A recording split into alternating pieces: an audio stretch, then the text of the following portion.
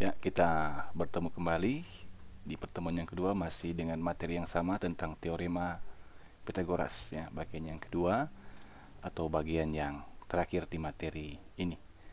Tujuan pembelajaran kita pertama menentukan jenis segitiga, yang kedua menemukan dan memeriksa triple Pythagoras, yang ketiga menemukan dan menentukan perbandingan sisi pada segitiga siku-siku ya, segitiga siku-siku sama kaki dengan sudutnya 45 derajat, 45 derajat, dan 90 derajat.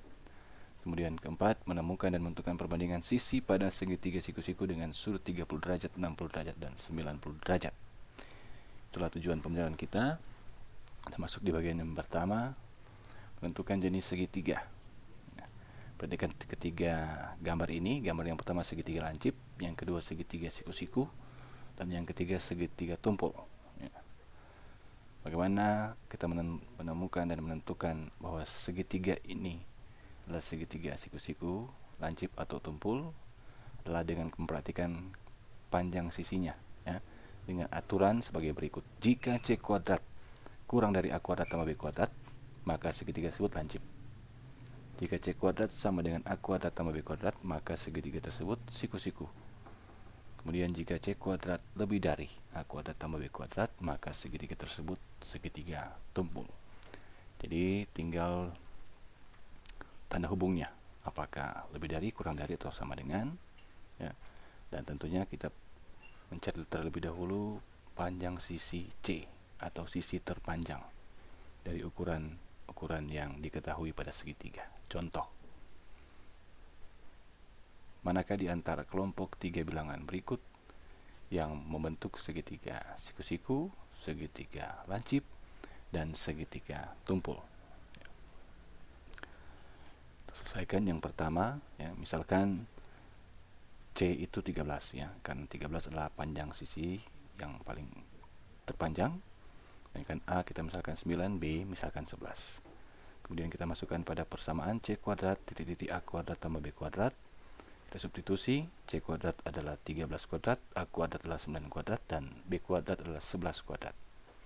13 kuadrat adalah 169, 9 kuadrat adalah 81, dan 11 kuadrat adalah 121. Sehingga kita jumlahkan 81 tambah 121 adalah 202, sehingga 169 titik-titik 202, maka dengan urutan bilangan bulat kita dapatkan 169 kurang dari 202, maka segitiga tersebut lancip. Kemudian yang B, kita misalkan kembali panjang sisi yang terpanjang adalah C, dan kita tentukan C adalah 17, A 8, dan B 15. Langsung saja, C kuadrat adalah 17 kuadrat, A kuadrat adalah 8 kuadrat, dan B kuadrat adalah 15 kuadrat. 17 kuadrat adalah 289, 8 kuadrat 64, 15 kuadrat 225. Kita jumlahkan, hasilnya 289. Ternyata hasilnya sama, maka kita gunakan tanda hubung sama dengan, sehingga segitiga tersebut siku-siku. Kemudian yang terakhir C ya, kita misalkan C adalah 16, A 5, dan B 12. C adalah sisi terpanjang. Langsung saja, C kuadrat adalah 16 kuadrat, A kuadrat tambah B kuadrat sama dengan 5 kuadrat tambah 12 kuadrat adalah 25 tambah 144 sama dengan 169. Jadi 256 titik-titik 169. Kita gunakan tanda lebih dari. Maka segitiga tersebut adalah segitiga tumpul. Kita lanjut di bagian yang kedua tentang triple Pythagoras. Triple Pythagoras ada hubungannya dengan yang tadi pada ukuran segitiga siku-siku, di mana untuk menguji triple Pythagoras kita hanya mengkuadratkan sisi miring atau hipotenusa, yakni C kuadrat, kemudian kita menghitung sisi tegak yaitu A dan B yang dikuadratkan. Kalau hasilnya sama, maka bilangan tersebut adalah bilangan triple Pythagoras. Contoh, manakah di antara kelompok tiga bilangan berikut yang merupakan triple Pythagoras? Selesaikan. Yang pertama bagian A, 10, 12, 14. A 10, B 12, C 14. C adalah sisi terpanjang. Kita substitusi saja. C kuadrat sama dengan A kuadrat tambah B kuadrat. Kita lihat di sini 196 sama dengan 100 tambah 144, hasilnya adalah 196 dengan 244. Ternyata hasilnya tidak sama, maka bukan triple Pythagoras. Dan yang B, kita tentukan A adalah 7B, 11C, 13. Kita muat pada persamaan, 13 kuadrat sama dengan 7 kuadrat tambah 11 kuadrat. 13 kuadrat 169, 7 kuadrat 49, tambah 11 kuadrat 121. Kita jumlahkan, ternyata hasilnya berbeda. 169 tidak sama dengan 170, maka bukan triple Pythagoras. Kemudian yang ketiga, A50, B120, C130. Kita masukkan 130 kuadrat sama dengan 50 kuadrat tambah 120 kuadrat. Hasilnya adalah 16.900 sama dengan 2.500 tambah 14.400. Ternyata hasilnya sama, maka bilangan ini merupakan triple Pythagoras. Demikian untuk bagian yang kedua tentang triple Pythagoras. Kita masuk di bagian yang ketiga, perbandingan sisi pada segitiga siku-siku sama kaki. Perhatikan gambar, di sini adalah segitiga siku-siku sama kaki, ya, di mana ini adalah kakinya sama dan inilah alasnya. Jadi sisi miring pada segitiga siku-siku adalah alas, ya. Jadi segitiga siku-siku sama kaki merupakan salah satu segitiga khusus dengan ketiga sudutnya adalah 45 derajat, 45 derajat, dan 90 derajat. Dan setiap segitiga siku-siku sama kaki adalah setengah dari persegi. Setiap bangun persegi, maka kalau kita tarik garis diagonal, maka kita mendapatkan dua segitiga siku-siku sama kaki. Perhatikan segitiga ABC, AC dan BC-nya sama, ya. AC dan BC-nya sama, ini sama kaki, maka sisi miring AB dikatakan sisi alas, sehingga segitiga siku-siku sama kaki. Kita misalkan nanti panjang AB dan panjang AC dan BC sama. Nah, untuk menentukan perbandingan sisinya kita menggunakan teorema Pythagoras. Ya, jadi kita misalkan AC sama dengan BC sama dengan 1. Misalkan AC1, BC1. Kita akan mencari berapa panjang AB. Kita gunakan teorema Pythagoras. AB kuadrat sama dengan AC kuadrat tambah BC kuadrat. Hasilnya adalah 1 kuadrat tambah 1 kuadrat sama dengan 1 tambah 1, 2. Akar 2 sama dengan 1 akar 2. Dengan demikian diperoleh perbandingan AB banding BC banding AC adalah 1 akar 2 banding 1 banding 1. 1 akar 2 banding 1 banding 1. Seperti itu. Atau kita misalkan, ya, ukurannya bukan 1 tapi kita misalkan A, maka hasilnya adalah A akar 2 banding A banding A. Jadi sama. Jadi seperti ini sama. Tinggal kita ganti apa ukurannya. Kalau ini kita misalkan 1, berarti 1 akar 2 banding 1 banding 1. Kalau kita misalkan panjang sisi A, maka hasilnya adalah A akar 2 banding A banding A. Langsung dicontoh. Tentukan panjang sisi yang ditunjukkan oleh huruf pada setiap gambar di bawah, kemudian hitung luas segitiga tersebut. Ya. Ini soalnya kita akan selesaikan. Kemudian yang bagian pertama, nah, kita gambar dulu segitiga yang ditanyakan. Kemudian kita gambar segitiga siku-siku sama kaki, ya. Nyata dari gambar ini kita lihat, ya, 72 bersesuaian dengan A, Y bersesuaian dengan A, dan X bersesuaian dengan A akar 2. Kita peroleh A sama dengan 72. Sehingga A sama dengan 72, otomatis Y juga adalah A.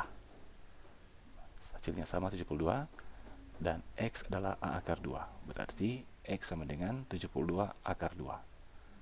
Dan Z adalah 45 derajat. Sama. Jadi demikian. Jadi sangat mudah, ya. Kemudian luas segitiganya adalah 1/2 kali alas tinggi. Alasnya 72, tingginya 72. 72 kali 72, 5184, dikali 1/2 atau dikali setengah, hasilnya adalah 2592 satuan luas.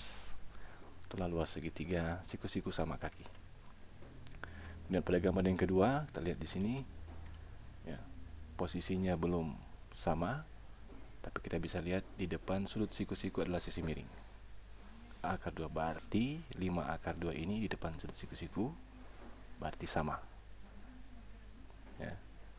Kalau kita perjelas, maka A akar 2 itu adalah 5 akar 2. Dengan demikian A adalah 5. Sehingga nanti kalau kita buat segitiganya lagi seperti ini, dengan jelas A akar 2 bersesuaian dengan 5 akar 2. Berarti A adalah 5.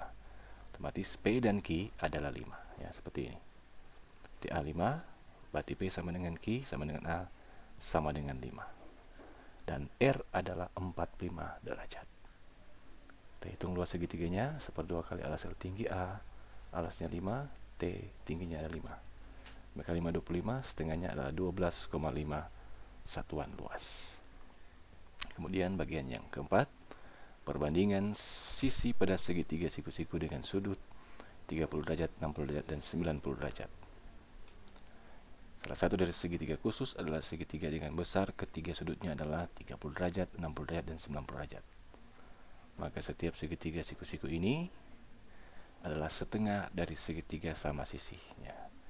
Kalau kita perhatikan kembali, kelas 7 sudah diajarkan segitiga sama sisi, maka ketiga sudutnya sama, 60 derajat, 60 derajat, 60 derajat, dan ketiga sisinya sama panjang.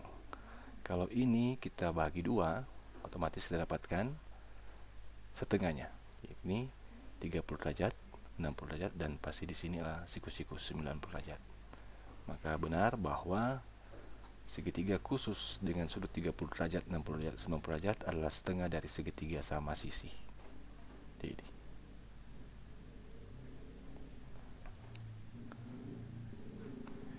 jika diberikan segitiga siku-siku ABC dengan besar sudut ABC 60 derajat, maka rasio atau perbandingan sisi AB banding BC banding AC bisa didapat dengan menggunakan rumus teorema Pythagoras. Ya, sama dengan yang tadi. Tinggal kita misalkan, ya, AB sama dengan 2, AC sama dengan 1. Ya. Jadi panjang AC dan sisi miring berbeda. Ya, panjang AC 1, panjang AB adalah 2.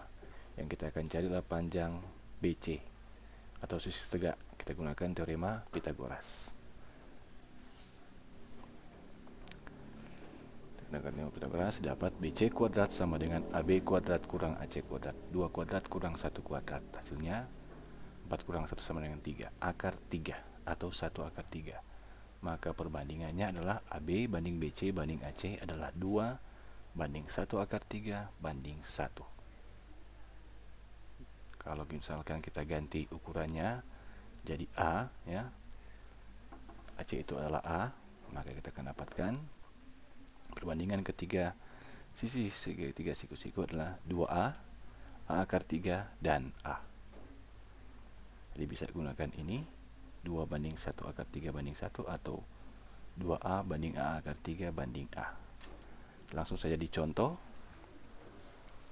Tentukan panjang sisi yang ditunjukkan oleh huruf pada setiap gambar di bawah ini. Ada 3 gambar. Ya, kita akan mencari panjang, ya, yang ditunjukkan oleh huruf, termasuk di dalamnya sudut, besar sudut. Ya. Langsung di pertama, ya, kita akan mencari panjang D berapa, panjang E berapa, dan besar sudut C. Ya. Ternyata gambar ini sudah bersesuaian bentuknya, maka secara otomatis kita dapatkan A sama dengan 5. Ya. A sama dengan 5. Kenapa? Karena A dekat dengan sudut 60 dan 90. Jadi 60 dan 90. Maka A adalah 5. Sehingga kita dapatkan seperti ini. Kita sesuaikan dengan gambar. Sudah bersesuaian 5, E, dan ini D. Sedangkan C ada di atas. Ya. Di gambar ini kita rubah sehingga bentuknya sama dengan ini. Seperti itu, bersesuaian. Ya. Letak sudutnya 90 dan 60, 90 dan 30. 90 dan 60 adalah A. Yang jelas adalah 5. Maka kita dapatkan A sama dengan 5. Maka D itu adalah sisi miring 2A, berarti 2 kali 5, 10. Dan E adalah sisi tegak A akar 3, berarti 5 akar 3, karena A-nya sama dengan 5. Sedangkan C adalah besar sudutnya 30 derajat. Jadi demikian. Kita lanjut di B. Gambarnya seperti ini. Ya. Kita lihat ternyata yang bersesuaian adalah sisi miring, ya, tepat berada di depan sudut siku-siku. 2A sama dengan 20. Maka gambar ini kita rubah sehingga bentuknya sama dengan ini. Perhatikan, ya, coba seperti ini. Jadi 20 tepat ada pada sisi miring di depan sudut siku-siku. Maka Y dan Z-nya sisi tegak, X yang ditanya. Maka kita dapatkan 2A sama dengan 20. Berarti kedua ruas kita bagi 2, maka A sama dengan 10, ya. 2 kali 10, 20. Jadi A sama dengan 10, maka otomatis Z adalah 10 karena Z adalah A dan Y adalah A akar 3. Maka kita dapatkan Y sama dengan 10 akar 3. Sedangkan X adalah 60 derajat. X 60 derajat, maka dia bersesuaian. Seperti ini. Kemudian lanjut di bagian yang ketiga. Kita lihat sini, gambarnya seperti ini. Kita buat dulu gambarnya seperti ini, sesuai, ya, bersesuaian. Nah, maka kita dapatkan di sini, ternyata yang diketahui adalah A akar 3, ditanya R, ditanya Q, ditanya P. Jadi kita dapatkan A akar 3 dengan 2 akar 3. Maka kita dapatkan A sama dengan 2.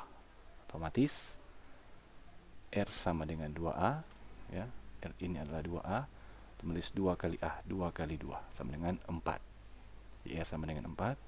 Kemudian Q sama dengan A sama dengan 2. Sedangkan P adalah 60 derajat. Sudah bersesuaian. Jelas, A akar 3, 2A. Q adalah 2, 2 akar 3, dan 4. Demikian, dan tugas untuk Anda selama seminggu yakni sebagai berikut. Nomor 1, ditanya segitiga apa yang untuk segitiga lancip. Sedangkan nomor 2, ditanya segitiga mana yang membentuk segitiga siku-siku. Nomor 3, ditanya panjang sisi AB dan BC berapa. Dan nomor 4, ditanya keliling persegi bangun di samping. Kita akan gunakan konsep perbandingan sisi segitiga siku-siku, ya. Demikian, dan untuk materi berikut, materi baru tentang aritmatika sosial. Demikian, dan jangan lupa tugas untuk dibuat. Terima kasih.